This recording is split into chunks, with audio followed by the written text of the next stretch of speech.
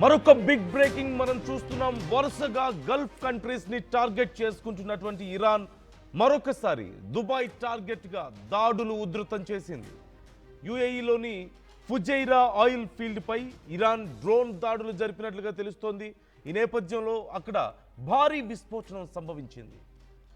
భారీగా మంటలు ఎగిసిపడుతున్నాయి. ఈ డ్రోన్ దాడిలో సిటీలో ఒక్కసారిగా సైరన్ మోతలతో దద్దరిల్లినట్లుగా తెలుస్తోంది. ఫుజైరా సిటీలో ఇదే ఫస్ట్ అటాక్ గా తెలుస్తోంది. నిన్న రస్సల్ ఖైమా దాడి మనం చూసాం. దుబాయ్, అబుదాబి పైన కూడా బ్యాలిస్టిక్ మిజైల్స్ తో అటాక్ చేస్తుంది. యుద్ధం మొదలైన రోజు నుంచి యుఏఈని టార్గెట్ చేసుకుంది ఇరాన్.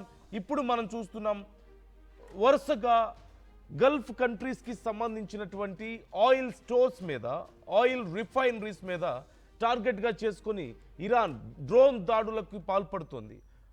వాటి మీద క్షిపణి దాడులు చేస్తూ వస్తుంది. మనం చూస్తున్నాం ఇప్పుడు ఫుజైరా ఆయిల్ ఫీల్డ్ మీద ఈ దాడి జరిగినట్లుగా మనకు కనపడుతోంది.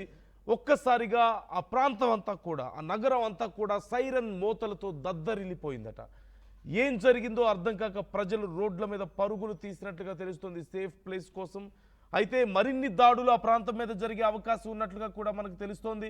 ఈ నేపథ్యంలో వెంటనే అక్కడి ప్రభుత్వం అలర్ట్ అయింది, ప్రజల్ని అలర్ట్ చేస్తుంది, దూర ప్రాంతాలకు తరలిస్తున్నట్లుగా మనకు సమాచారం అందుతోంది. వరుసగా గల్ఫ్ కంట్రీస్కి సంబంధించినటువంటి ఆయిల్ రిఫైనరీస్ మీద దాడి చేస్తూ వస్తుండడాన్ని మనం చూస్తున్నాం. సో ఒక్కసారి ఇప్పటి వరకు మనం చూడొచ్చు, సౌదీ అరేబియాలో రస్ తరుణ రిఫైనరీ ప్రపంచంలోని అతిపెద్ద చమురు ఎగుమతి కేంద్రాల్లో ఇదొకటి.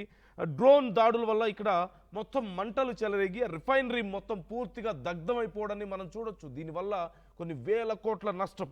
ఆ తర్వాత ఖతార్, రస్ లఫాన్ అండ్ మెసైద్ ప్రాంతాల్లో జరిగినటువంటి దాడులు, ఇవి ప్రపంచంలో అతిపెద్ద ఎల్ఎన్జి గ్యాస్ని తయారు చేసేటువంటి ప్లాంట్లు ఇవి. ఇక్కడ దాడులు జరగడంతో ఖతార్ ఎనర్జీ గ్యాస్ ఉత్పత్తి మొత్తం పూర్తిగా ఆగిపోయింది. ఇక మరోవైపు యునైటెడ్ అరబ్ ఎమిరేట్స్కి సంబంధించినటువంటి రిఫైనరీస్ మీద కూడా దాడి చేసింది. ఇక్కడ రిఫైనరీ అండ్ పోర్ట్ సమీపంలో భారీ ఎత్తున క్షిపణులతో దాడి చేసినట్లుగా తెలుస్తోంది. ఇక్కడ లాజిస్టిక్స్ పూర్తిగా దెబ్బతిన్నాయి. ఇంధన సరఫరాకు అంతరాయం ఏర్పడింది. ప్రధానంగా ఇక్కడ పోర్ట్ ఏరియా అంతా కూడా చాలా తీవ్రంగా దెబ్బతిన్నట్లుగా తెలుస్తోంది. ఇక కువైట్, బహ్రెయిన్ మీద కూడా వరుస దాడులు మనం చూస్తున్నాం. సాల్మన్ పోర్ట్ మీద మరికొన్ని చమురు స్థావరాలు, స్టోర్స్ మీద కూడా ఇక్కడ దాడి చేసింది. అమెరికా సైనిక స్థావరాలతో పాటుగా ఇక్కడ చమురు నిల్వ చేసేటువంటి కేంద్రాలు, స్టోర్స్ చాలా ఎక్కువగా ఉంటాయి. వీటి మీద కూడా వరుసగా దాడులు చేస్తూ వస్తుంది. ఇలా మొత్తం గల్ఫ్ దేశాలని వణికిస్తోంది ఇరాన్. మనం చూస్తూనే ఉన్నాం. అమెరికా ఎంత తీవ్రమైన దాడులకు పాల్పడిందో అంతకు రెట్టించిన తీవ్రమైన దాడులతో గల్ఫ్ దేశాలను నష్టం చేస్తుంది, గల్ఫ్ దేశాలను వణికిస్తుంది ఇరాన్. ఈ నేపథ్యంలో ఇప్పుడు అమెరికా వరకు ఈ సెగ తగిలినట్లుగా కనపడుతోంది. అమెరికా ఈ విషయంలో చాలా సీరియస్గా రియాక్ట్ అవుతోంది. ఇక యుద్ధాన్ని ముగించాల్సిన సమయం వచ్చింది, ఇప్పటి వరకు మీరు చూడనంత భయంకరమైన దాడులకు మేము దిగుతామంటూ అమెరికా కూడా ప్రకటనలు చేస్తున్నట్లుగా మనకు కనపడుతోంది. మొత్తం మీద ఇరాన్ తెగించింది. ఒక మాటలో చెప్పాలంటే విజయమో వీర మరణమో అన్న స్థాయిలో ఇరాన్ వరుసగా దాడులు చేసుకుంటూ పోవడాన్ని మనం చూస్తున్నాం. ఇరాన్కి తోడుగా మరోవైపు హిజ్బుల్లా, హౌతీలు ఇలా తోడవడంతో ఇజ్రాయెల్ మీద కూడా తీవ్రమైన అటాక్స్. హెజ్బుల్లా ఇజ్రాయెల్కి ఆనుకొని ఉన్నటువంటి లెబనాన్ ప్రాంతం అంతా కూడా హెజ్బుల్లాలో ఇజ్రాయెల్ ప్రాంతంలో భాగంగా ఉండడం, కామన్ బోర్డర్స్ ఉండడం, కామన్ ప్లేసెస్, టెరిటరీస్ ఉండడంతో తీవ్రమైనటువంటి దాడులకు పాల్పడుతున్నట్టుగా తెలుస్తుంది హెజ్బుల్లా అక్కడ ఇరాన్కి మద్దతుగా. ఈ నేపథ్యంలో ఓవైపు ఇజ్రాయెల్ను వణికిస్తోంది, మరోవైపు అమెరికాని వణికిస్తోంది, అమెరికా మిత్ర దేశాలను వణికిస్తోంది. ఇరాన్ ఎక్కడ చూసినా సరే చాలా దారుణమైనటువంటి డిస్ట్రక్షన్ మనకు కనపడుతోంది. భయంకరమైనటువంటి దాడులకి ఇరాన్ దిగుతోంది. అంటే ఒక దేశం ఆర్థికంగా అంతగా ఈ దేశాలతో, ఓవైపు గల్ఫ్ దేశాలతో ఆర్థికంగా పోటీ పడలేని పరిస్థితి. అఫ్కోర్స్ ఇరాన్ దగ్గర ఆయిల్ స్టోర్స్ ఉన్నాయి, కానీ గల్ఫ్ దేశాలతో ఆర్థికంగా అంత బలంగా లేదు వాటితో పోల్చుకుంటే. ఇజ్రాయెల్ చాలా బలమైనటువంటి దేశం, చాలా స్ట్రాంగ్ ఇంటెలిజెన్స్ నెట్వర్క్ ఉన్నటువంటి దేశం, ఆయుధ సంపత్తి కలిగినటువంటి దేశం. ఇక అమెరికా ప్రపంచంలోనే అత్యంత బలమైనటువంటి దేశం. ఇలాంటి ఇన్ని దేశాలని ఇరాన్ అనే ఒక దేశం, ఒక ఇస్లామిక్ రాజ్యం అక్కడ ముచ్చెమటలు పట్టిస్తోంది. ఇన్ని దేశాలకి ముచ్చెమటలు పట్టిస్తోంది. మొత్తం గల్ఫ్ దేశాలని, అమెరికాని, ఇజ్రాయెల్ని కలిపి ఆటాడిస్తుంది అనడంలో ఎలాంటి సందేహం లేదు. ఏం చేయాలో, ఎలా ఎదుర్కోవాలో తెలియడం లేదు వీళ్ళకి. ఇన్ని రోజులుగా ఫండింగ్ చేసినటువంటి ఇటు హెజ్బోల్లా కానీ హౌతీస్ కానీ వీళ్ళందరూ కూడా ఓవైపు ఇజ్రాయెల్ మీద తీవ్రంగా విరుచుకుపడుతున్నారు, మరోవైపు గల్ఫ్ దేశాల మీద అటాక్స్ చేస్తున్నారు అండ్ అమెరికాకి సంబంధించినటువంటి సైనిక స్థావరాలని ధ్వంసం చేస్తున్నారు.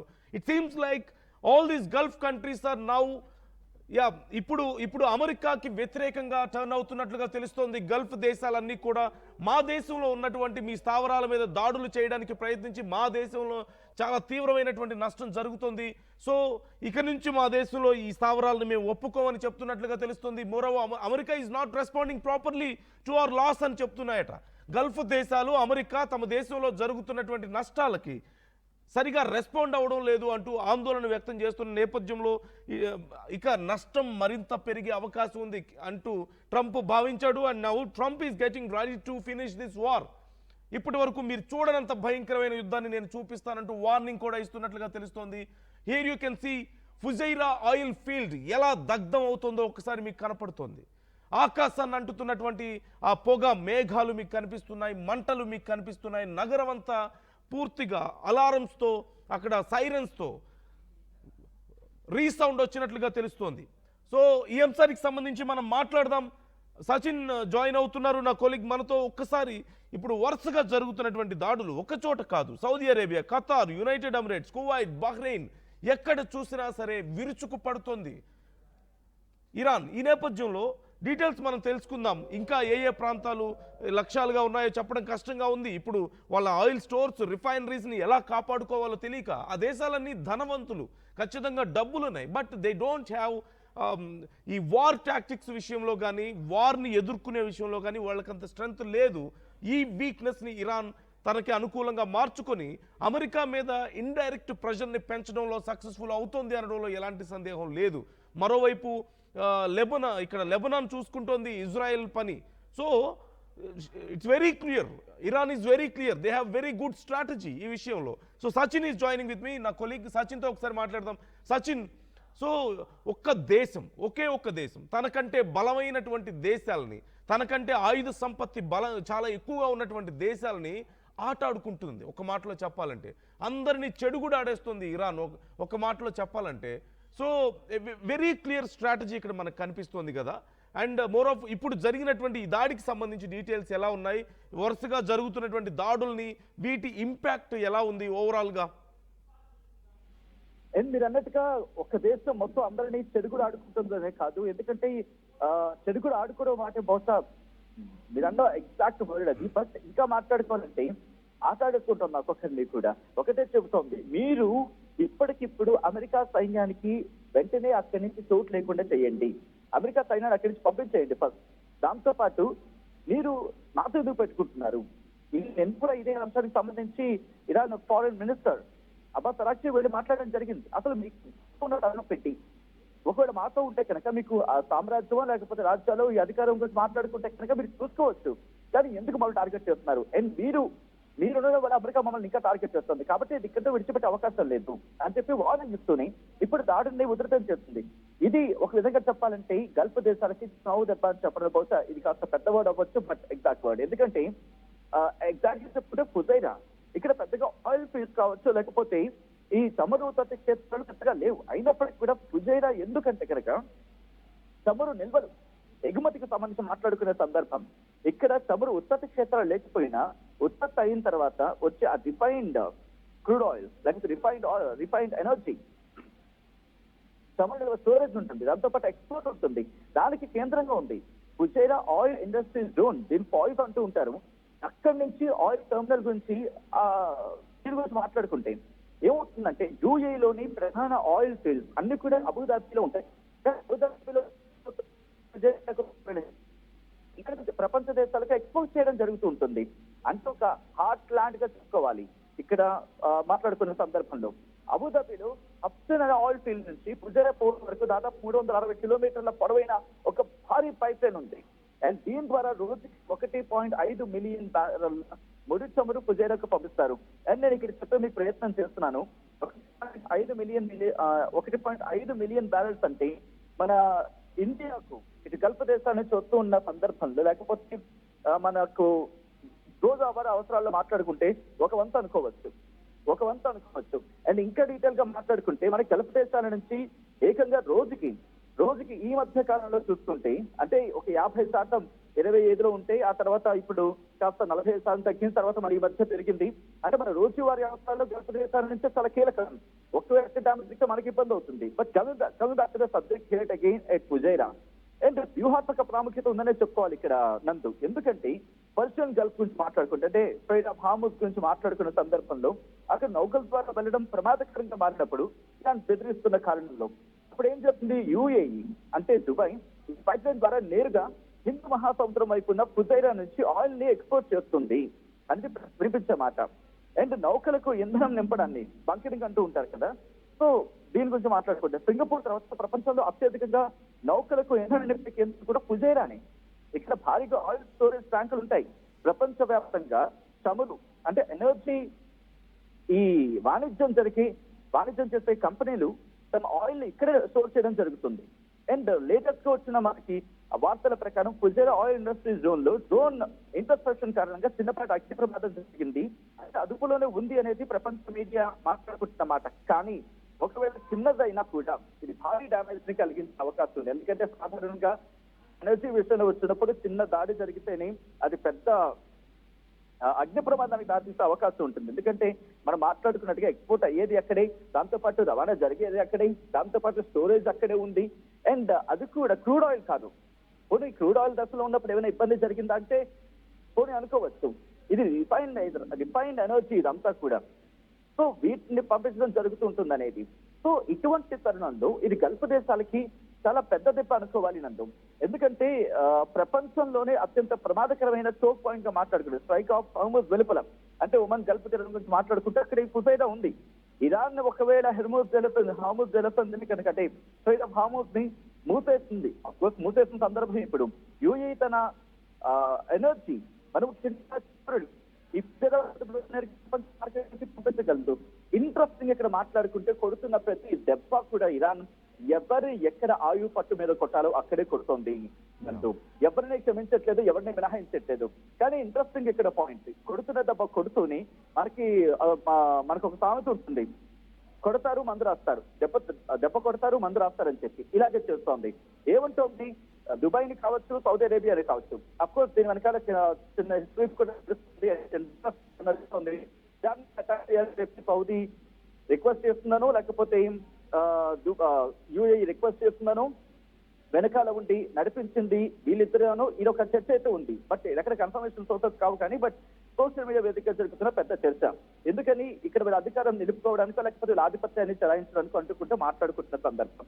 సో ఇప్పుడు ఇటువంటి తరుణంలో ఒకవేళ ఇరాన్ కనుక ఇంకా దాడులు వేగవంతం చేస్తే నేను మనం మాట్లాడుకున్నాం ఇప్పటికే దుబాయ్ కాస్త ఆలోచించింది, రష్యాతో చర్చ జరిపింది, అబుదాబి లాంటి ప్రాంతాల్లో ఎయిర్పోర్ట్ ను ఓపెన్ చేయించిందని చెప్పి అండ్ దుబాయ్ ఎక్కడో దారికొచ్చే ప్రయత్నం చేస్తుంది, ఇలా మాట వినే ప్రయత్నం చేస్తోంది.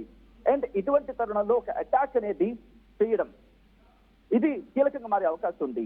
అంటే ఇప్పుడు మళ్ళీ ఇంపాక్ట్ షురూ అవుతుంది అనుకోవాలి, ఇంపాక్ట్ మళ్ళీ స్టార్ట్ అవుతుంది అనుకోవచ్చు. ఇక్కడ విడిచిపెట్టే అవకాశం కనిపించట్లేదు. అంటే బహుశా ఎక్కడో అమెరికా స్థావరాలని పూర్తిగా అంటే పార్షియల్ గా కాదు పూర్తిగా ఇక్కడి నుంచి పంపించేయాలి. ఇరాన్ మాత్రం చాలా ఫోకస్ గా ఉంది. ఒకటే అంటోంది చావో రేవో తేల్చుకుంటాం, ఇక్కడి నుంచి అమెరికా స్థావరాలు వెళ్ళిపోవాలి. అమెరికా నేరుగా కొట్టలేదు, ఇది అందరికీ తెలిసిన విషయమే. ఇజ్రాయల్ ని కొట్టడం సాధ్యం కాదు. అప్పుడు దూరంలో ఉంది, దాదాపు 1200-1500 కిలోమీటర్ల దూరంలో ఉంది, కొట్టడం సాధ్యం కాదు. పంపించినప్పటికీ ఐడెంటో మాకు ఇంటర్సెప్ట్ చేయడం జరుగుతోంది. కాబట్టి చెప్పండి సచిన్. కాబట్టి ఇటువంటి పరిస్థితుల్లో ఇప్పటికిప్పుడు మాట్లాడుకున్న పందా గురించి మాట్లాడుకుంటే ఎంచుకున్న వాళ్ళ పందా మాత్రం క్లియర్ గా అనిపిస్తుంది. ఏంటది ముందుగా దగ్గరలో ఉన్న వాళ్ళ ఎనర్జీస్ ని అంటే ఇక్కడ అమెరికా ఇప్పుడు టార్గెట్ కావటం లేదు. అమెరికా కావచ్చు ఫస్ట్ వెరీ 2 days గురించి మాట్లాడుకుంటే వాళ్ళ మిలిటరీ బేసెస్ ని టార్గెట్ చేశారు, అక్కడితో ఆగిపోయింది. కానీ ఇప్పుడు ఏం చేస్తున్నారు, ఎవరిని ఎప్పుడు ఎక్కడ ఎందుకు ఎలా కొడుతున్నారు అర్థం కాకుండా కొడుతున్నారు. ఇందాక చూసాం బహ్రెయిన్ కొట్టారు, నిన్న ముందు చూసాం కువైట్ ను కొట్టారు, ఖతార్ ని కొట్టారు. ఆ తర్వాత మాట్లాడుకుంటే ఒమన్ లో దాడి చేస్తారు, బహ్రెయిన్ లో దాడి చేయడం జరుగుతోంది. మళ్ళీ దుబాయ్ మీద దాడులు చేస్తున్నారు, బుర్జ్ ఖలీఫా మీద దాడులు చేస్తున్న సందర్భం చూసాం. సౌదీ అరేబియా మీద దాడులు చేస్తున్నారు, వీళ్ళ పోర్ట్ ని డ్యామేజ్ చేస్తున్నారు, దాంతో పాటు వీళ్ళ ఇండస్ట్రీస్ ని డ్యామేజ్ చేస్తున్నారు. కీలకమైన వీళ్ళకి హార్ట్ ఆఫ్ ద ల్యాండ్ గా మాట్లాడుకుంటున్న ఆ జోన్స్ ని టార్గెట్ చేస్తోంది ఇరాన్. క్లియర్ కట్ మెసేజ్ ఇచ్చే ప్రయత్నం చేస్తుంది. ఏమని? మీరు వెంటనే ఆలోచించుకునే ప్రయత్నం చేయండి, విరమించుకోండి అమెరికాతో మీ బంధాలని. కానీ తగ్గొట్టుకునే సందర్భం కనిపించట్లేదు, వీళ్ళు విడిచిపెట్టే ఆ సిచ్యువేషన్ కనిపించట్లేదు. So it's gonna B biggest battle అనుకోవాలి, చాలా ప్రొలాంగ్డ్ బ్యాటిల్ అనుకోవచ్చు ఇక్కడ నందు. Yeah right right, thank you Sachin, thanks for the details. So మొత్తం మీద వరుసగా మొత్తం గల్ఫ్ కంట్రీస్ అన్నిట్లో ఉన్నటువంటి ఆయిల్ స్టోర్స్ని, రిఫైనరీస్ని దెబ్బతీసే పనిలో ఉంది. కాకపోతే ఇక్కడ చాలా ముఖ్యమైన విషయం, అమెరికా ఈ నష్టాన్ని భరించగలుగుతుందా? అదేంటి, గల్ఫ్ దేశాల్లో ఆయిల్ స్టోర్స్ దెబ్బతింటే అమెరికాకి ఎందుకు నష్టం అనుకుంటున్నారా? అమెరికా మిత్ర దేశాలుగా ఉన్నాయి కాబట్టి అమెరికా మీద డైరెక్ట్గా అటాక్ చేయలేని ఇరాన్ ఈ దేశాల మీద దాడి చేయడం ద్వారా, అంటే ఈ దేశాల్లో అమెరికా ఇన్ని రోజులు సైనిక స్థావరాలు పెట్టుకోవడానికి ఈ దేశాలు పర్మిషన్ ఇచ్చాయి, వాళ్ళతో మంచి రిలేషన్షిప్స్ ఉన్నాయి, వాళ్ళతో బిజినెస్ డీల్స్ ఉన్నాయి. ఈ నేపథ్యంలో వాటిని సపోర్ట్ చేసుకుంటూ వచ్చింది అమెరికా. సో ఈ దేశాల్లో దాడి ఎందుకు చేస్తుంది ఇరాన్ అన్నప్పుడు అమెరికా మీద కోపంతోనే వాళ్ళకి వీళ్ళకి అందరికీ తెలుసు. సో ఇప్పుడు అమెరికా మీద ప్రెషర్ బిల్డప్ అయ్యే అవకాశం కనిపిస్తుంది. అండ్ అమెరికా చాలా సైలెంట్గా ఉంది, మేము ఇంత నష్టపోతుంటే అనే కోపం ఇప్పుడు గల్ఫ్ దేశాల్లో కనిపిస్తుంది. అంటే మధ్యలో మేమేం చేసాం, మేము ఎందుకు నష్టపోవాలి, మీ సైనిక స్థావరాలు పెట్టుకున్నందుకు మేము ఇలా నష్టపోవాలా అనేటువంటి ఒక అభిప్రాయం ఖచ్చితంగా వస్తుంది కదా. నష్టపోవడం అంటే ఏదో కోటో 2 కోట్లో 100 కోట్లో కాదు, వేల కోట్లు, ఇన్ఫ్యాక్ట్ లక్షల కోట్లు నష్టపోతున్నాయి గల్ఫ్ దేశాలు. సో ఎంతవరకు ఓపిక పట్టగలుగుతాయి? ఇదే ఇప్పుడు అమెరికాకి చిర్రెత్తుకొచ్చేలా చేస్తుంది. ఈ నేపథ్యంలోనే అమెరికా మరింత పెద్ద దాడులకి మేము ఇరాన్ మీద దిగుతామంటూ ప్రకటనలు చేయడాన్ని మనం చూస్తూనే ఉన్నాం. So try to comment your opinions. మీ అభిప్రాయాలు ఎలా ఉన్నాయి ఈ అంశాలకు సంబంధించి? డూ యూ థింక్ ఇరాన్ చాలా స్ట్రాటజిక్గా మూవ్ అవుతుంది ఈ విషయంలో?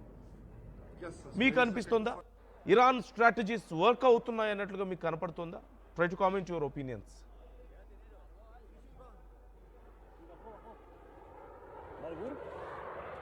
Sí, ahí pegó. Chico, ahora sí se puso. ¿Qué pegó? Le tiraron.